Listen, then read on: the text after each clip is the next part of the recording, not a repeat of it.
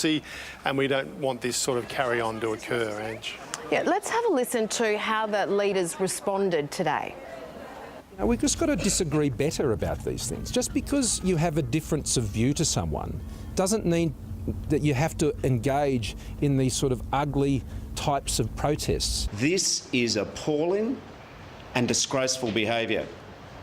In Australia, we have violence-free elections.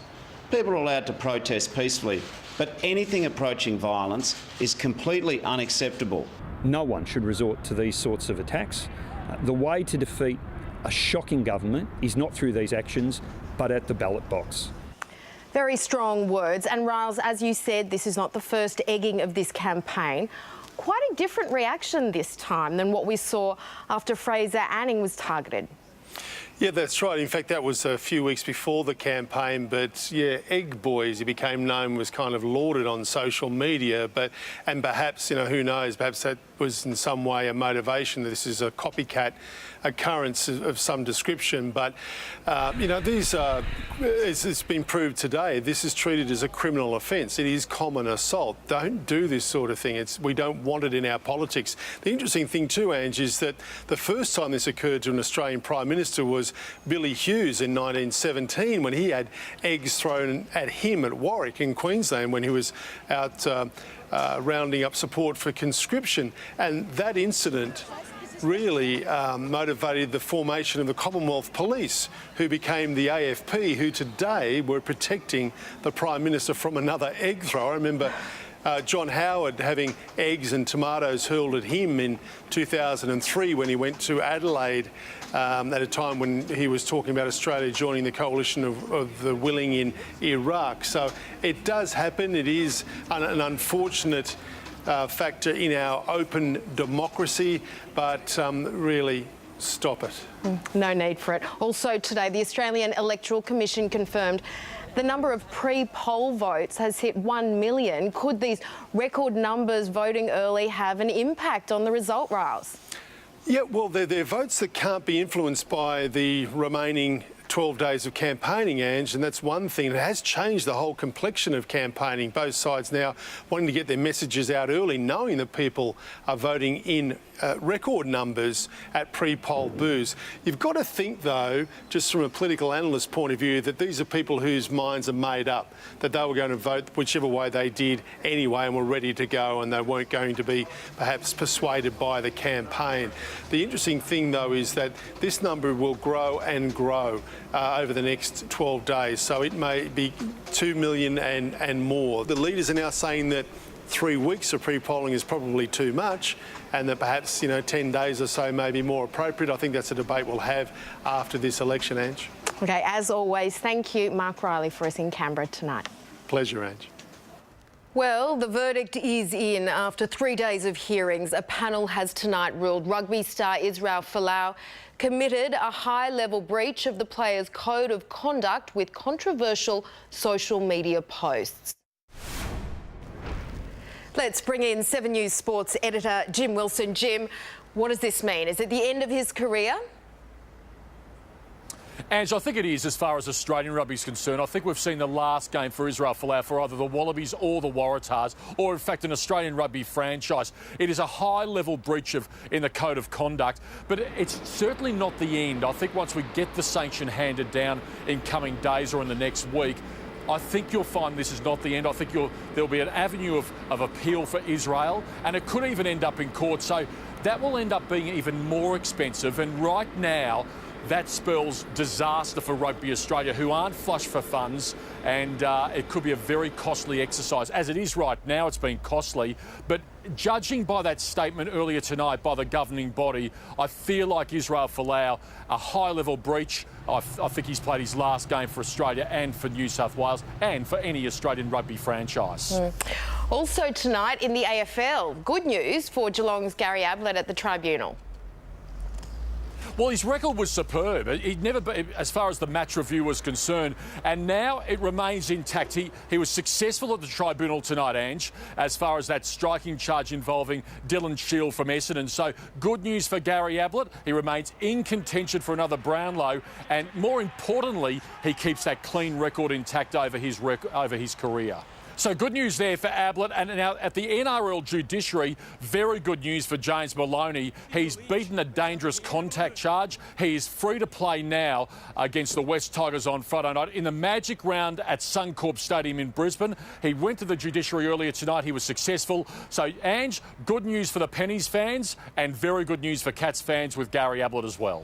OK, thanks so much for that tonight, Jim. Pleasure. Let's go to Queensland now. Reporter Georgie Chumley is standing by with the latest on a Gold Coast carjacking which saw a father and daughter threatened. Georgie, we have dramatic new pictures of this police pursuit. And that's right, these pictures really are incredible, and it's incredible to think that nobody was hurt. The pictures have come from the police helicopter that was in pursuit of this 29-year-old man in a Santa Fe. He drove up onto a footpath. Thankfully, no one was on there speeding and swerving. Then he swerved off the footpath and back onto the road, but not on the right side of it, heading straight towards oncoming traffic. And then he made one of the most dangerous moves of all. He cut across 6 lanes of traffic, missing another car by a millisecond. Now, his car had already run over police stingers, and so it eventually came to a halt on a bridge at Nerang, and that's when he came into contact with this father and daughter. He threatened them with a knife and attempted to carjack them, but police got there. Thankfully, the man decided to flee. He jumped over the railing of the bridge and leapt into the Nerang River. Now, he tried to swim for freedom, but police were waiting for him on the other side. He was unsuccessful and arrested on a number of very serious charges, including rape and unlicensed driving. He fronted court today and he'll face court again in 3 weeks. He sure was determined to get away. OK, thanks so much, Georgie.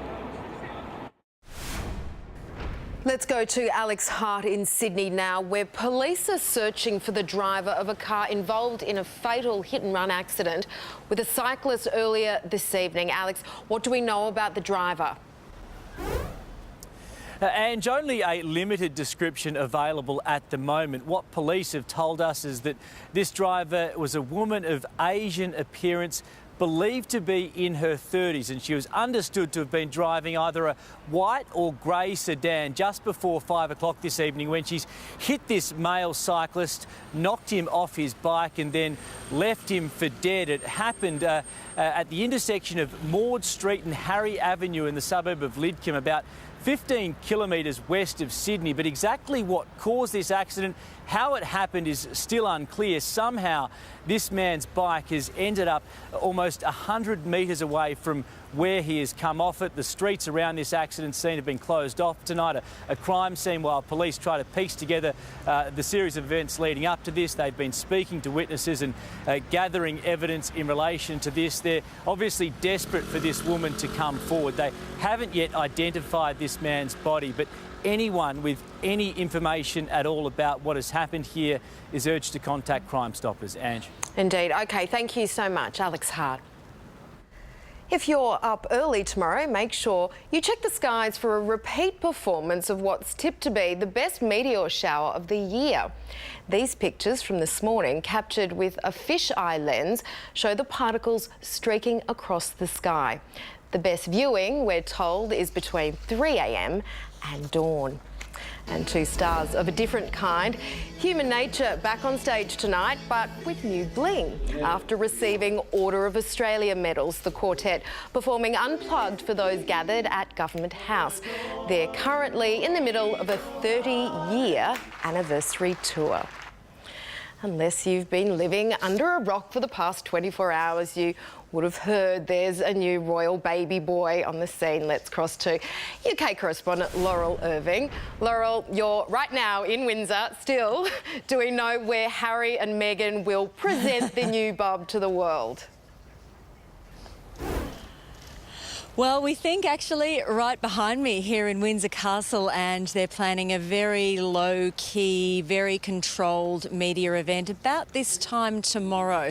They really wanted those first few hours as a family of 3 to be private. So currently they're at their new home at Frogmore Cottage with Meghan's mum Doria as well, and no doubt, like all parents of newborns, are swinging between extreme fatigue and extreme euphoria at the arrival of their new son. But They're going to have a photo call here tomorrow, and of course those pictures will be beamed instantly around the world. A very different approach to that of William and Kate, of course, who had that media frenzy on the steps of the Lindo wing just hours after giving birth for each of their 3 children. And in fact, it'll be interesting to see what tack Meghan in particular takes in that photo call, whether or not she chooses to take a very laid-back approach rather than the full blow-away, full makeup that we saw with Kate. I think Meghan has really carved her own path in the royal family, and it'll be interesting to see how she handles this. She does love a messy bun, so maybe she'll rock that for us tomorrow and make all of us women feel better about ourselves. Have any family members visited the couple yet? Yeah. Well, this is really interesting because the Queen is home here at Windsor Castle at the moment, and in fact has just in the last hour or so hosted a reception where she was congratulated by people on the birth of her 8th great-grandchild, but she has not yet met Harry's little boy, and in fact he's something of a victim of timing because his grandparents, Prince Charles and Camilla, the Duchess of Cornwall, are currently in Germany. So they've just issued a statement actually saying, "We couldn't be more delighted at the news and we're looking forward to meeting the baby when they return." So they'll be in Germany for a couple of days on an important diplomatic mission. Meanwhile, William and Kate, of course Harry's brother, and his wife are actually in North Wales on an official royal engagement. So they haven't met their new nephew either, but no doubt that will all happen in the next couple of days. OK, well, no doubt we'll be speaking with you tomorrow night with all those gorgeous baby pics. Thanks so much, Laurel.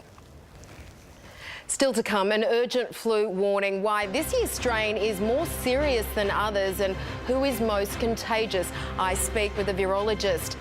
Trump versus China, we cross to Washington DC as trade talks come under threat, plus how it could impact our economy. And Pamela Anderson visits Julian Assange in a London prison. We hear from the actress. That's all next on The Latest from 7 News.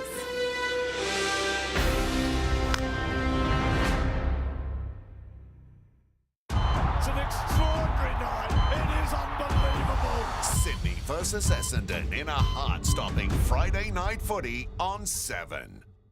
When frequent heartburn kept waking me up at night, enough was enough. So I tried Nexium 24-hour. Unlike antacids that often require multiple doses per day, Nexium 24-hour is better. Just 1 tablet a day can provide 24-hour protection. Live life less interrupted. The MS Dream Home Lottery is back, and if you secure your tickets today, you'll be in all major prize draws. A dream $2.6 million home in a location of your choice, or $2.6 million of gold. 3 $100,000 early bird prize draws and 20 $10,000 bonus prize draws. Get your tickets at msdreamhomelottery.com.au. With a pet, your home doesn't always smell fresh. Airwick plug-ins have fragrance infused with essential oils. You can dial them up or down for a subtle, long-lasting freshness in your home. Airwick plug-ins. Are you getting enough from your super fund? At Vic Super, we'll help you sort out your super and show you how to get more. With our award-winning services and advice.